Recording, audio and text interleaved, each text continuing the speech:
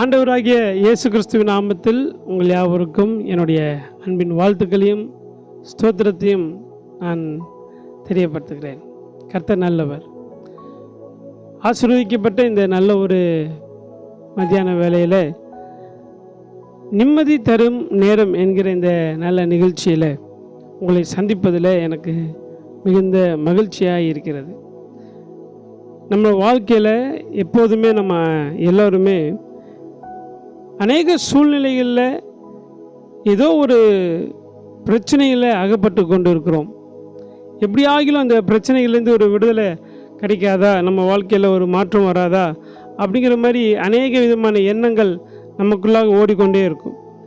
அப்படிப்பட்ட சூழ்நிலையில் நம்ம வாழ்வில் தேவன் எப்படிப்பட்ட காரியங்களையெல்லாம் செய்கிறார், எப்படிப்பட்ட விதத்தில் அவர் நமக்கு நன்மை செய்கிற தேவனாக இருக்கிறார் என்பதை இந்த நாளிலே நாம் வேதத்திலிருந்து சற்று ஆழமாக ஒரு சில காரியங்களை வசனத்தின் அடிப்படையில் மையமாக வைத்து நாம் பார்க்க ஆவியானவர் நம்மளுக்கு உதவி செய்வாராக. பாருங்கள், வேதத்தில் அநேக விதமான காரியங்கள் சொல்லப்பட்டிருக்கிறது, அநேக விதமான சம்பவங்கள் வேதத்தில் இடம்பெற்றிருக்கிறது. அதில் குறிப்பாக மார்க் எழுதின சுவிசேஷத்தின் புஸ்தகம் 5வது அதிகாரத்தில் ஒரு மனிதனை குறித்து நாம் இங்கே வாசிக்க முடியும். மார்க் எழுதின சுவிசேஷத்தின் புஸ்தகம் 5வது அதிகாரத்தில் ரொம்ப மிகவும் எல்லாராலும் கவனத்துக்கு கொண்டு வரத்தக்கதான ஒரு சம்பவத்தை குறித்து இங்கே சொல்லப்பட்டிருக்கிறது. பின்பு அவர் கடலுக்கு அக்கறையில் உள்ள கதரேன் நாட்டில் வந்தார். அவர் படவிலிருந்து இறங்கினுடனே அசுத்த ஆவி உள்ள ஒரு மனுஷன் பிரேத கல்லறையிலிருந்து அவருக்கு எதிராக வந்தான். அப்போ இந்த பிரேத கல்லறையில் அவருக்கு எதிராக வந்த அந்த மனுஷனை குறித்து தான் இந்த நாளிலே நாம் வாசிக்க போகிறோம், தியானிக்க போகிறோம். ரொம்ப அழகாய் அவனை குறித்து வேதம் சொல்லுகிறது. அநேக விஷயங்களிலே அவன் இன்னைக்கு நம்மளுடைய வாழ்க்கைக்கு உகந்தது போல அவனுடைய வாழ்க்கை காணப்படுகிறது. நம்ம கொஞ்சம் தியானித்து பார்த்தோம் என்று சொன்னால் நிச்சயமாக நம்முடைய வாழ்வில் கர்த்தர் எப்படி நன்மையான காரியங்களை நம்ம வாழ்க்கையில் செய்ய போகிறார், நாம் அவருக்கு திரும்ப என்ன செய்ய வேண்டும் என்கிற அந்த காரியங்களை நாம் கற்றுக்கொள்ள ஆவியானவர் உதவி செய்வாராக. அவனுடைய குடியிருப்பு கல்லறைகளிலே இருந்தது என்று சொல்லி அவனை குறித்து வேதம் சொல்கிறது. அவனை சங்கிலியினாலும் கட்ட ஒருவனாலும் கூடாதிருந்தது. அவன் அநேக தரம் விலங்குகளினாலும் சங்கிலிகளினாலும் கட்டப்பட்டிருந்தும் சங்கிலிகளை முறித்து விலங்குகளை தகர்த்து போடுவான். அவனை அடக்க ஒருவனாலும் கூடாதிருந்தது. சரி, இந்த மனிதனுடைய நிலைமையை நம்ம கொஞ்சம் கவனித்து பார்க்கலாம். இவன் எப்படிப்பட்டவன்? இவனுடைய குடியிருப்பு கல்லறை. இவன் அநேகராலே கைவிடப்பட்டவன். இன்னும் சொல்லப்போனால் தன்னுடைய சொந்த குடும்பத்தாலே இவன் கைவிடப்பட்டவன். யாருமே இவனை சேர்த்து கொள்ளக்கூடாதபடி இவனுக்கு ஒரு மிகப்பெரிய வியாதி இவனுடைய வாழ்க்கையில் இருக்குது. அது வியாதி இன்னும் சொல்லப்போனால் இவன் பிசாசு பிடித்தவனாக இருந்தபடியினாலே முழு குடும்பத்தாருமே இவனை என்ன செஞ்சாங்கன்னா ஒதுக்கி தள்ளி நிராகரிக்கிற ஒரு சூழ்நிலையில் இவனை வைத்து விட்டார்கள். இன்னும் நாம் வாழ்ந்து கொண்டிருக்கிற இந்த காலகட்டங்களில் ஒரு சிலருக்கு இப்படிப்பட்ட பிரச்சனைகள், உபத்திரவங்கள், ஒரு குடும்பத்தில் ஒரு சிலருக்கு பிசாசின் பிடியில் அகப்பட்டிருந்தாங்கன்னு அல்லது அவங்களுடைய வாழ்க்கையில் ஏதாவது சில பிரச்சனைகள் என்றால், வியாதி என்று சொன்னால் சிலர் குடும்பத்தினரே அவங்கள ஒதுக்கி வைக்கிற சில காரியங்களை குறித்து நாம் பார்க்க முடிகிறது. அநேக இடங்களில் நம்ம பார்க்கிறோம். அப்படிப்பட்ட ஒரு சூழ்நிலையில் இந்த மனிதன் முழுவதுமாய் நிராகரிக்கப்பட்ட ஒரு சூழ்நிலையில் குடும்பத்தால் நிராகரிக்கப்படுகிறான். இவனுடைய தோற்றத்தை குறித்து பார்க்கும் பொழுது இவன் என்ன செய்வானா, இரவெல்லாம் கத்துவானா, அப்படியே ரொம்ப கத்துவான். அப்புறம் கற்களினாலே தன்னை காயப்படுத்தி கொள்வான். அப்போ எத்தனை வருஷமாக இப்படி இருந்தான்னு தெரில. எனக்கு பெரிய சந்தேகம் என்னென்ன, இவனுக்கு உணவெல்லாம் எப்படி கிடச்சிருக்கும்? சாப்பிடாமல் ஒரு நாளில் உயிர் வாழ முடியாது. இவன் என்ன சாப்பிட்ருப்பான்? யார் இவனுக்கு சாப்பாடு கொடுத்துருப்பாங்க? இல்லை இவன் பிரேத கூலியாக இருந்ததுனால எதை சாப்பிட்ருப்பான்? எப்படி சாப்பிட்ருப்பான்? இப்போ நல்ல புத்தி தெளிந்தவர்களாக இருந்தால் கூட போய் ஏதோ ஒன்று வாங்கி சாப்பிட்லாம், இல்லை கீழே கிடந்தால் கூட ஏதோ ஒன்று எடுத்து சாப்பிடுவாங்க. ஏழையாக இருக்கிறவங்க கூட பிச்சை எடுத்து கூட சாப்பிட்றாங்க. இவனுக்கு புத்தி தெளிந்தவனும் இல்லை, இவன் பிசாசின் பிடியில் அகப்பட்டவனாக இருந்ததுனால இவன் எப்படி சாப்பிட்ருப்பான்? இவனுடைய வாழ்க்கை மிகப்பெரிய ஒரு கேள்விக்குறியாக இருக்கு. பாருங்க, அவனை தேடி தான் ஆண்டவராகிய இயேசு கிறிஸ்து நம்முடைய சீசர்களை எல்லாம் அழைத்து அந்த அக்கறைக்கு அவனை தேடி அவர் பயணம் செய்கிறார். எனக்கு ரொம்ப ஆச்சரியமான ஒரு காரியம் என்னென்னா, இயேசு கிறிஸ்துவுடைய நோக்கம் ஒவ்வொரு தனிப்பட்ட மனிதன் மீதும் அவருடைய நோக்கம் இருக்கிறது என்பதை நீங்களும் நானும் மறந்துடக்கூடாது. அவருடைய தனிப்பட்ட நோக்கம் ஒவ்வொருத்தர் மேலே இருக்கு.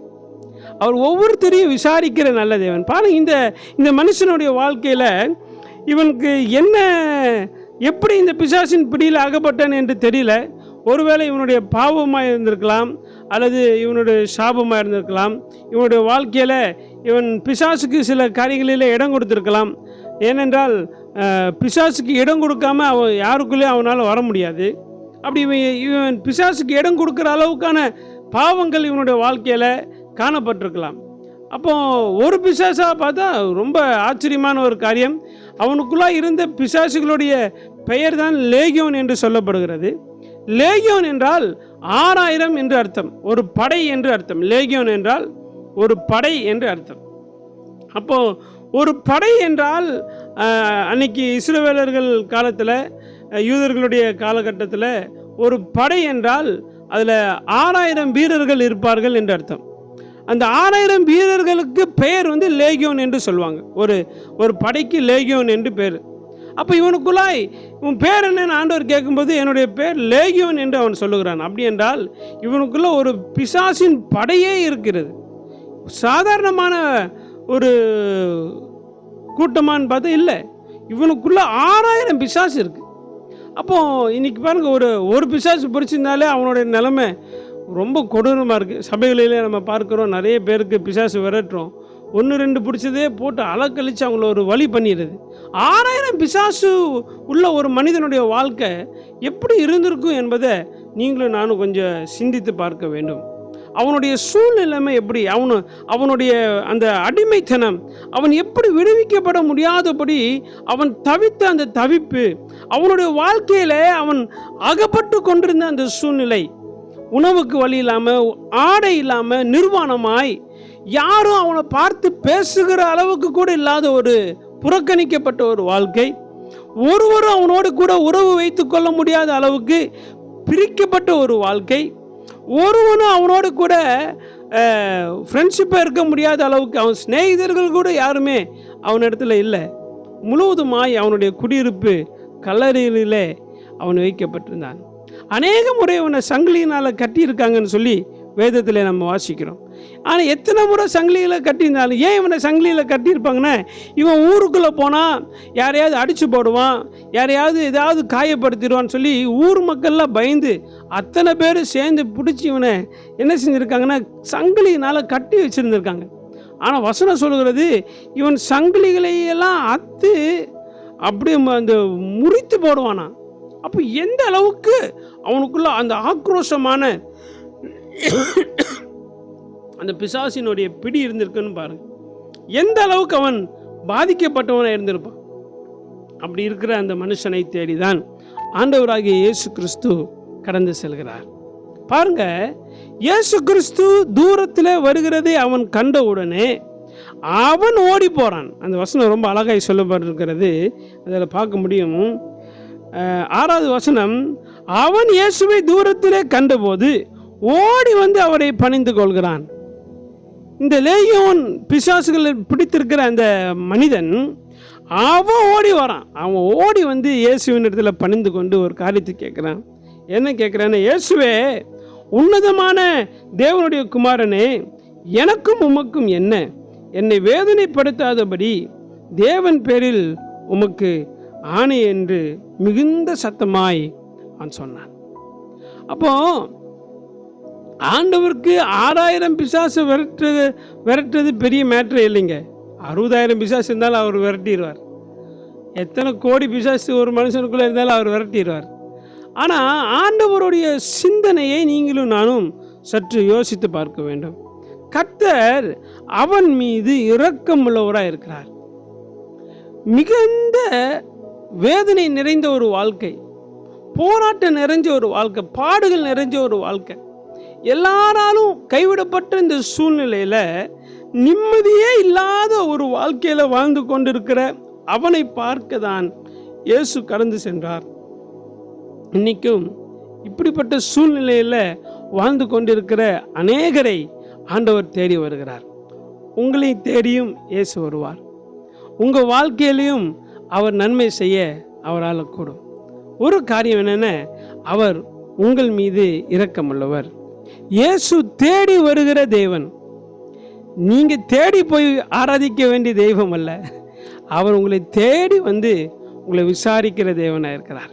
இந்த மனிதன் இயேசு என்னை காப்பாற்றுங்கன்னு சொல்லி இவன் ஒரு நாளும் இயேசுவுக்கு எவ்விதமான லெட்டரை அனுப்பலை, யாரிடமும் சொல்லி அனுப்பலை. எந்த மனிதர்களும் போய் இந்த ஊருக்கு பாருங்கள், எவிரின் மகள் பலவீனமாக இருக்கும்போது கூட இயேசுக்கிட்ட என் மகளை சுத்தப்படுத்துங்கன்னு சொல்லியெல்லாம் கேட்குறாங்க. நிறைய பேர் வேலைக்கார சொஸ்தமடையும்படி தயவுசெய்து வாங்கன்னு சொல்லி கூப்பிட்றாங்க, என்னென்னமோ கூப்பிட்டாங்க. ஆனால் இவனுடைய விஷயத்தில் ஒருத்தரும் இயேசு கிறிஸ்து கிட்ட அவனுக்கு ஒரு சுகத்தை வாங்கி கொடுங்கன்னு சொல்லி அவனுக்கு ரெக்கமெண்ட் பண்ணுறதுக்கு கூட யாருமே இல்லைங்க. இன்றைக்கி அப்படிப்பட்ட சூழ்நிலையில் நீங்கள் இருக்கிறீங்களா? உங்களுக்குன்னு உதவி பண்ணுறதுக்கு கூட ஆள் இல்லை, உங்களுக்காக ஜெபிக்க கூட ஒரு நபர் இல்லை, உங்கள் வேதனைகளை புரிந்து கொள்ளுகிற அளவுக்கு கூட யாருமே இல்லை என்கிற ஒரு சூழ்நிலையில் நீங்கள் வாழ்ந்து கொண்டிருக்கலாம். இன்றைக்கி உங்களுக்கு ஒரு நற்செய்தி உண்டு. இந்த இயேசு உங்களை தேடி வந்திருக்கிறார். இந்த இயேசு உங்கள் வாழ்க்கையில் ஒரு பெரிய மாற்றத்தை அவர் கொண்டு வர போகிறார். நீங்கள் கவலைப்பட வேண்டிய அவசியம் இல்லை. இயேசு அவனை பார்த்து, அப்பொழுது அவர் அவனை நோக்கி, உன் பேர் என்ன என்று கேட்டார். அதற்கு அவன், நாங்கள் அநேகராக இருக்கிறபடியால் எங்கள் பேர் லேகியோன் என்றார். தங்களை அந்த திசையிலிருந்து துரத்தி விடாதபடி அவரை மிகவும் வேண்டிக் கொண்டான். பாருங்க, அந்த லேகியோன் என்கிற அந்த பிசாசு பிடித்திருக்கிற அந்த மனுஷன் ஆண்டவரிடத்தில் பேசுகிறான். அவனுக்குள்ள இருக்கிற பிசாசுகள் பேசுகிறது, எங்களை இந்த பகுதியிலிருந்து துரத்த வேண்டாம். நான் யோசனை பண்ணி பார்த்தேன், ஏறத்தாழ 6000 பிசாசு அவனை பிரிச்சிருந்தது. அந்த உயர்ந்த மேட்டில் பன்றி கூட்டங்கள் அங்கே இருக்கிறது, பன்றி கூட்டங்கள். அந்த பிசாசுகள் அந்த பன்றி கூட்டங்களுக்குள்ளாக தங்களை போகும்படி அனுமதி கேட்டவுடனே இயேசு கிறிஸ்து அந்த பன்றிகளுக்குள்ளாக அந்த பிசாசுகள் செல்வதற்கான அனுமதி அவர் கொடுக்கிறார். ஏன் ஆண்டவர் அனுமதி கொடுத்தார் அப்படின்னு நான் இப்படி யோசனை பண்ணி பார்த்தேன். ஒருவேளை ஆண்டவர் அந்த பன்றிகள் கூட்டத்துக்குள்ளே போவதற்கு தேவன் அனுமதித்திருக்காவிட்டால் அந்த பிசாசுகள் எல்லாம் மறுபடியும் ஊருக்குள்ளே போய் 6000 பேரை பிடிச்சிருக்கும். மறுபடியும் 6000 அந்த ஊருக்கு யார் மறுபடியும் போய் அந்த ஊரில் இருக்கிற ஜனங்களை விடுதலை ஆக்குவது? 6000 பிசாசுகள் ஒரு ஊருக்குள்ளே போய் இன்னும் ஒரு 6000 பேரை பிடிச்சா யோசனை பண்ணி பாருங்கள், அந்த ஊருடைய நிலைமை எப்படி இருக்கும்?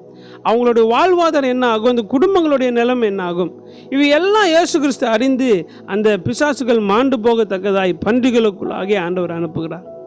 அந்த பிசாசுகள் எல்லாம் உயர்ந்த மேட்டிலேருந்து கீழே விழுந்து அந்த பன்றிகளோடு சேர்ந்து அது மாண்டு போகிறது. உடனே நீங்கள் வாசித்து பார்த்தால் 15வது வசனம் ரொம்ப அழகாய் சொல்லப்பட்டிருக்கிறது. 5:15 இயேசுவினிடத்தில் லேகியோனாகிய பிசாசு பிடித்திருந்தவன் வஸ்திரம் தரித்து உட்கார்ந்து புத்தி தெளிந்திருக்கிறதை கண்டு பயந்தார்கள். இப்போ இந்த ஊர் மக்கள்லாம் வந்துட்டாங்க, அவனை பார்க்குறாங்க. ஏன்னா பன்றியெல்லாம் அத்தனை பன்றி செத்து போச்சுன்னு சொல்லி எல்லாம் ஊரில் போய் எல்லாம் சொல்ல ஆரம்பிச்சிட்டாங்க.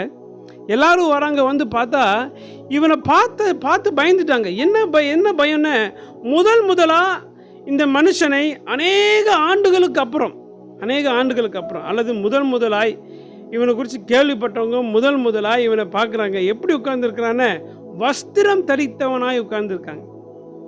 முதல் லுக் அவனை பார்க்கும்போது அவன் வஸ்திரம் தரித்திருக்கிறான். வஸ்திரம் இத்தனை ஆண்டு காலமாய் நிர்வாணமாய் வாழ்ந்து கொண்டிருந்த அவனுடைய வாழ்வில் முதலாய் ஒரு வஸ்திரம் அவனுக்கு கொடுக்கப்படுகிறது. இந்த வஸ்திரத்தை குறித்து நாம் சொல்ல போனோமானால், அவனுடைய வாழ்க்கையில் யாருமே நிர்வாணமாக இருக்க விரும்ப மாட்டார்கள், நிர்வாணமாக இருக்கிறவர்களை பார்க்க விரும்ப மாட்டார்கள். அப்படிப்பட்ட சூழ்நிலையில் இவன் நிர்வாணமாக இருக்கிறதை இயேசு முன்கூட்டியே அறிந்து தாம் பிரயாணம் பண்ணி வரும்போது இவனுக்காக ஒரு ஆடையை அவர் சீசர்களிடத்தில் கொடுத்து கொண்டு வருகிறார். பாருங்க, எவ்வளோ அக்கறையுள்ள ஆண்டவர் பாருங்க. ஒரு மனிதனை சந்திக்க போறார், அவன் நிர்வாணியாக இருக்கிறான், அவனுக்கு ஆடையை கொடுக்கணுங்கிற ஒரு மிகப்பெரிய வெளிச்சத்தோடு இயேசு கிறிஸ்து வருகிறார். அவனுடைய வாழ்க்கையை நான் மாற்ற போறேன் என்கிறார். இன்னைக்கும் உங்க வாழ்க்கையில நிர்வாணமாக்கப்பட்டிருக்கிற சில காரியங்கள், இன்னும் சொல்ல போனா இதெல்லாம் என் வாழ்க்கையில் நடக்கக்கூடாது அப்படின்னு நீங்கள் நினச்சிருக்கிற சில காரியங்கள் எல்லாம் நடந்து விட்டது. இதிலிருந்து எப்படி வெளியே வர்றது, யாராலும் உதவி செய்ய முடியாது என்று யோசித்து கொண்டிருக்கிற சில காரியங்களிலிருந்தெல்லாம் ஆண்டவர் அவைகளை மாற்றவும் அவைகளை மூடி மறைக்கவும் ஆடையோடி கூட வருகிறார். அப்படி என்றால் அது ரட்சிப்பின் வஸ்திரம். அது ரட்சிப்பின் வஸ்திரம். இந்த ரட்சிப்பின் வஸ்திரத்தை ஆண்டவர் அவன் மீது போடுகிறார். அவன் அந்த வஸ்திரத்தை அணிந்த உடனே வசனம் சொல்லுகிறது, அவன் உட்கார்ந்து இருக்கிறானா. ஐயோ, அவன் உட்கார்ந்து பார்த்ததே இல்லைங்க. அவன் சாதாரணமான ஆள் இல்லை. அவன் கல் எடுத்து அடிப்பான், எவன் அந்த பக்கம் வந்தாலும் கல் எடுத்து வீசுவான், கீறி கொள்வான், கத்துவான். ஆனால் முதலாய் சாந்தமாய் அவன் அமர்ந்து கொண்டிருக்கிறான். அமர்ந்து வசனம் சொல்கிறது, புத்தி தெளிந்திருக்கிறதை கண்டார்கள். புத்தி தெளிந்திருக்கிறது அப்படி என்றால் அவனுடைய பைத்தியம், அவனோட பிசாசு பிடித்திருந்ததுனால அவன் பைத்தியக்காரனை போல இருந்தான். அவனுடைய கண்களில் இப்போ ஒரு ஒளி வந்துருச்சு. ஒரு ஒளி, இயேசு என்கிற ஒளி அவனுக்குள்ளாய் வந்த உடனே அவன் புத்தி தெளிந்தவனாய் காணப்படுகிறான்.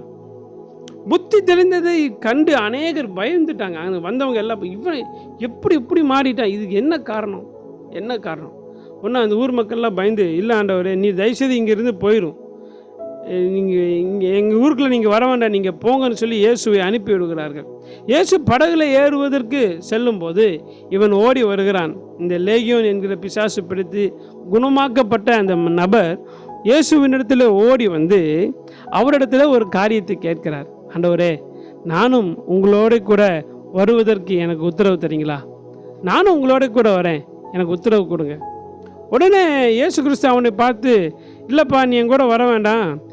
ஆண்டவர் உனக்கு இறங்கி செய்த நன்மைகளை உன்னுடைய தேசத்தில் இருக்கிற எல்லாரிடத்துலையும், உன் ஊரார் எல்லாரிடத்துலையும், உன் குடும்பத்தில் எல்லாரிடத்துலையும் நீ போய் சொல்லு அப்படின்னு ஆண்டவர் அவனை அனுப்பிவிடுகிறார். வசனம் சொல்கிறது ரொம்ப அழகாக இருக்கு. அந்தபடி அவன் போய் இயேசு தனக்கு செய்தவைகளை எல்லாம் தெக்கப்போலியா என்னும் நாட்டின் பிரசித்தம் பண்ண தொடங்கினான். எல்லோரும் ஆச்சரியப்பட்டார்கள். என்னங்க, ஒரு மிகப்பெரிய ஆச்சரியத்தை உண்டாக்கத்தக்கதாக இவனுடைய வாழ்க்கை மாறிவிட்டது. பிசாசு பிடித்தவன் இப்ப பிரசங்கியாரா மாறிட்டான். பிசாசு பிடித்திருந்தவன் இன்னைக்கு ஒரு மிகப்பெரிய பிரசங்கி. காரணம், இயேசு அவனை சந்தித்ததுனால. இன்னைக்கு நான் உங்களுக்கு ரொம்ப அழகா ஒரு காரியத்தை சொல்றேன். இயேசு உங்க வாழ்க்கையில அவர் இடைப்பட்டால், வாழ்க்கை முழுவதும் தொலைக்கப்பட்டிருந்த ஒரு சூழ்நிலையில் இருந்த ஒரு மனிதனுக்கு நிம்மதி கிடைச்சது போல உங்க வாழ்க்கையிலும் இயேசு நிம்மதி தருவார். உங்களையும் தேடி வருகிற அவர் தேவன், உங்களையும் விசாரிக்கிறவர், உங்களுக்கு ரட்சிப்பின் வஸ்திரங்களை தருகிறவர், தெளிவில்லாத காரியங்களிலே தெளிவை உண்டாக்குகிறவர், உங்களை ஆசீர்வதிக்கிற ஒரு நல்ல தேவனாக இருக்கிறார். அதனால இந்த தெய்வத்தை ஒரு நாளும் ஒருபோதும் நீங்கள் விட்டுவிட வேண்டாம். இந்த தேவன் நிச்சயமாய் உங்கள் வாழ்க்கையில் பெரிய காரியங்களை செய்ய அவர் வல்லவராக இருக்கிறார். சோர்ந்து போக வேண்டாம். கர்த்தர் உங்களை நேசிக்கிற நல்ல தேவனாக இருக்கிறார். பாருங்க, இந்த மகனுடைய வாழ்க்கையில் கர்த்தர் செய்த அற்புதம் ரொம்ப பெருசு. உங்கள் வாழ்க்கையிலும் இதை காட்டிலும் பெரிய அற்புதங்களை செய்ய அவர் வல்லவர். உங்கள் வாழ்க்கையில் நீங்கள் இழந்த எல்லா நிம்மதியும் மீண்டும் உங்களுக்கு தந்து உங்களை வழி நடத்த அவர் வல்லவராக இருக்கிறார். God bless you. கண்களை மூடி தலையில் தாழ்த்தி நாம் ஜெபம் செய்வோம். எங்களை நேசிக்கிற நல்ல ஆண்டவரே, இந்த அன்பு மகனுடைய வாழ்க்கையில் நீர் பாராட்டின கிருபை ரொம்ப பெருசு. இன்றைக்கி இந்த செய்தியை கேட்டுக்கொண்டிருக்கிற உங்கள் பிள்ளைகளுடைய வாழ்க்கையிலும் என் தேவன் பெரிய கிருபைகளை நீர் தந்து வழி நடத்துங்க ஆண்டவரே. வாழ்க்கையவே மாற்றி போட்டது போல இந்த செய்தியை கேட்கிற எல்லாருடைய வாழ்க்கையும் ஒரு புதிய வாழ்வுக்குள்ளாய் கடந்து வரட்டும் என்று சொல்லி உங்களுடைய அன்புக்கு நேராய் இவங்களை ஒப்பு கொடுத்து நான் ஜெபிக்கிறேன். தெய்வம் பெரிய காரியங்களை செய்யுங்க. இயேசுவின் நாமத்தில் நல்ல தகப்பனே, ஆமேன், ஆமேன், ஆமேன். God bless you. கர்த்தர் உங்களை ஆசீர்வதிப்பாராக.